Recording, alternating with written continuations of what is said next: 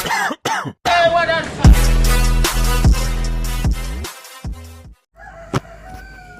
assalamualaikum warahmatullahi wabarakatuh. Jumpa lagi dengan saya, masih dengan pekerjaan yang sama. Ini sebenarnya tren lama, tapi ya memang kebetulan adanya pekerjaan ini ya, jadi ya tak samber dan saya buat konten aja sekalian. Kali kita akan ngobrol sedikit banyak tentang apa ya, kejadian popping yang akhir-akhir ini banyak yang nemuin popping, banyak yang curhat tentang popping.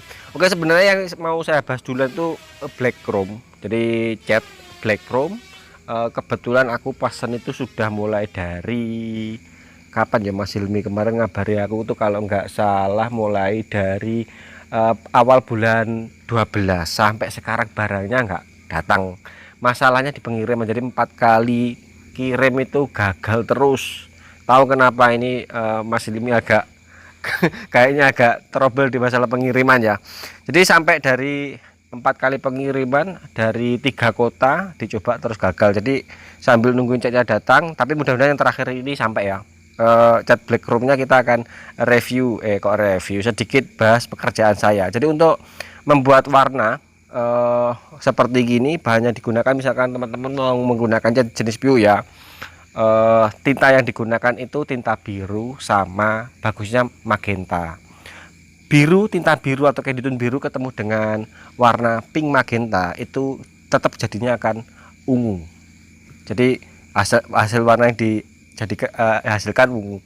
Tapi kalau putih dicampur dengan biru yang lumayan sedikit agak banyak, terus ditambah dengan sedikit warna magenta, itu kita dapat warna seperti gini. Warna ini cukup apa yo, soft pastel blue, tapi soft banget karena ada campuran sedikit warna pink magentanya, atau biasanya teman-teman menyebutnya ini, ada yang menyebutnya red rose, ada juga yang menyebutnya itu pink magenta, ada yang menyebutnya kenditun pink. Kalau gampangnya kenditun pink lah. Oke, berikutnya untuk pekerjaan memang ini bodinya masih orisinil, jadi tanpa epoksi. Ini trik untuk supaya absorbnya nggak terlalu banyak, clearnya jadi 2 kali layer sekali proses tanpa flow coat langsung bisa bagus. Jadi kalau kenapa saya nggak pakai epoksi itu sudah sering saya bahas, nggak usah diulang-ulang lagi. Untuk masalah kalau depoksi nggak kuat, itu tergantung dari grade amplas yang kita gunakan. Terus tentang hasil akhirnya mulus dan enggak catnya tanpa menggunakan epoksi, berarti di teknik amplasnya. Teknik amplasnya memang harus teliti banget. Untuk warna yang dihasilkan birunya seperti itu tadi, dan di sini untuk cat warna mutiaranya dulu kan sering menggunakan warna mutiara hijau, pernah mutiara ungu yang sering ya. Ini saya menggunakan warna mutiara merah, jadi partikelnya biasanya larinya merah. Cat yang saya gunakan juga cat PU. Jadi aplikasi itu sore mendekati jam setengah 5 sore, jadi pas kebetulan terik pagi hujan, nembak. Terus selesai nembak itu mendekati waktu maghrib, jadi saya jeda sekalian, habis isak baru kita aplikasi warna mutiara lembayungnya. Thinner yang saya gunakan di sini aplikasi warna lembayungnya kan tanpa flash off ya, tanpa flash off langsung ditembak. Ini misalkan teman-teman pakai thinner yang PU biasa, tetap bagusnya pakai flash off. Tapi kalau thinnernya memang mampu dan cuacanya ideal, terus setting spray-nya kita bisa, meskipun kita buat kering tapi tetap menghasilkan hasil droplet yang bagus, nggak masir. Itu kebiasaan saya kalau sudah dapat pekerjaan yang dikejar target seperti gini, saya nembaknya langsung aja tanpa flash off. Tapi kalau misalkan mendapati thinner yang kurang begitu perform, atau thinner PU yang nggak extra slow lah anggaplah, atau thinner PU yang biasa, atau mungkin biasa juga dulu pakai thinner ND ya, itu lebih bagus lagi di flash off untuk nembak warna mutiaranya. Jadi ini tembakan mixing ratio cat mutiara lembayung merahnya memang sedikit saya buat agak kental supaya ya cepat pekerjaannya. Kalau terlalu encer nanti pakai flash off lama lagi. Jadi skenario seperti gini kita harus cepat paham supaya apa ya, ketika mendapati pekerjaan yang banyak terus ngerjakannya sendiri, dikejar deadline waktu itu, biar tidak hasilnya tetap bisa menghasilkan pekerjaan yang tetap enak dipandang, tidak mengurangi dari gurih dipandang, seperti gitu, dengan waktu yang sedikit agak singkat. Jadi skenario pekerjaan yang diuber-uber atau dikejar-kejar, tetap kita harus mempunyai strategi tertentu. Misalkan kita tadi nembaknya siang, kalau saya ya tentunya akan memilih thinner yang lebih encer, dan thinner yang kita pakai mungkin bebas ya. Kalau siang hari itu bisa mungkin yang pakai slow atau yang medium, tapi kalau sudah kena malam hari saya tentu akan pilih extra slow untuk cat dan juga clear coatnya. Berikutnya setelah jeda kurang lebih nggak sampai 1 jam, tak amati itu untuk prediksi saya, kalau ditembak clear coat ini nanti partikelnya sudah nggak larut ya, atau nggak melorot istilah orang ngecat. Jadi kalau cat mutiara lembayung itu kurang tatas keringnya atau nggak nempel banget. Misalkan kita waktu jedanya mau naik clear ini terlalu cepat misalkan, terus catnya ini bisa dimungkinkan bergerak karena mungkin campurannya yang encer atau mungkin suhunya yang kurang ideal, itu ketika dilapis clear coat biasanya partikelnya itu melorot. Mungkin teman-teman pernah mendapati kejadian seperti itu, apalagi mixing rasio clear coatnya ini terlalu encer. Misalkan idealnya TDS-nya, kita kan di sini pakai HS21 ya. Kebetulan yang saya pakai punyanya Nikon. Dan TDS-nya kalau nggak salah 17%. Misalkan kita pakai 25% atau pakai 30% menyalahi dari aturan pakai, itu resiko untuk partikelnya melorot lebih besar. Dan untuk mixing rasio yang saya gunakan di sini 10%. Memang kalau 10% ya sebenarnya bisa dibilang encer, tapi karakter clear coatnya HS yang satu ini kan memang ditembak sedikit agak berat ya. Jadi kita ngimbanginya pada mode aplikasi. Kalau emang tembakannya berat, berarti yo teknik tembaknya yo agak sedikit diperlambat.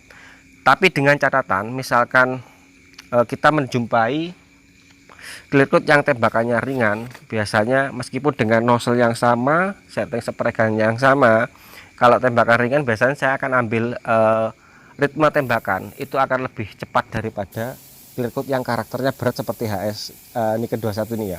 Jadi supaya menghindari debit cairan yang terlalu berlebih dengan karakter clear coat yang ringan ditembak.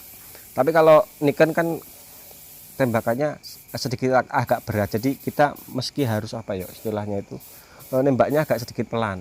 Tapi dengan model tembak seperti gini yang sudah saya sering dapati ini untuk mixing untuk clear coat ini, kemarin aku beli 1 dus 2100 nya Nikon, itu formula yang terakhir tak jumpai kita belum mendapati masalah popping meskipun dengan teknik tembak seperti gini. Nah, ini catatan terpentingnya di sini. Ada beberapa clear coat yang memang karakternya ringan ditembak dan juga biasanya ada yang bermasalah. Kan kadang-kadang ini formula ini nggak stabil ya. Bisa mungkin di pengeluaran yang bulan ini tembakannya enak, ringan, aman dari popping. Ada juga yang sering trouble popping. Nah, itu kadang-kadang ya kita memang harus paham banget lah.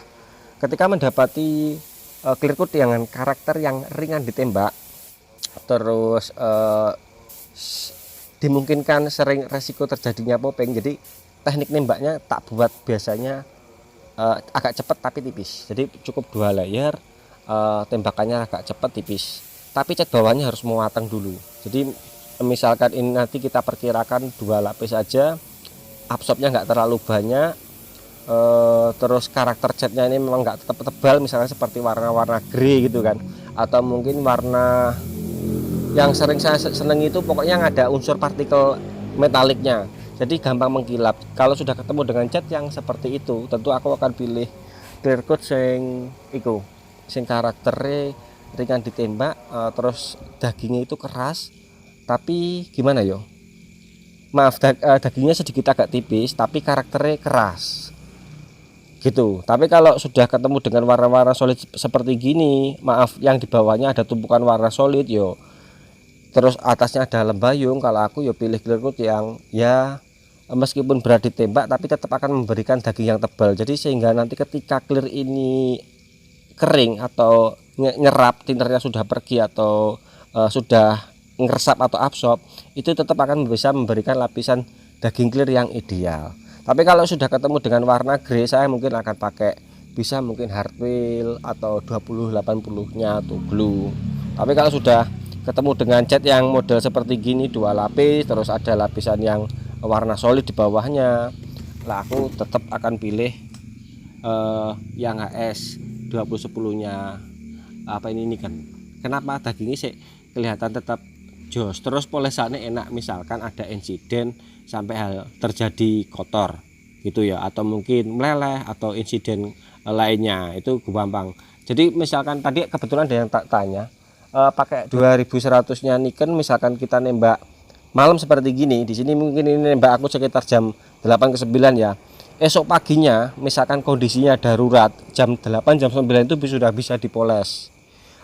Tapi kalau untuk area yang mungkin ada insiden leleh, itu kita kerik memang belum bisa. Kalau saya, kalau ada area yang mungkin terdapat insiden leleh, mendingan saya diamkan agak lama, mungkin sore hari jam 3 jam 4 baru kita apa itu namanya, kita silet, kemudian kita amplas supaya cepat, pakai amplas basah baru kita poles. Itu misalkan terjadi insiden leleh. Tapi kalau cuma kotor kecil langsung diamplas pakai amplas 1500 yang tool apa kemarin tuh, lelah amplas yang dari Kovac itu yang kecil tuh, itu sudah dipoles, oh enak banget gitu.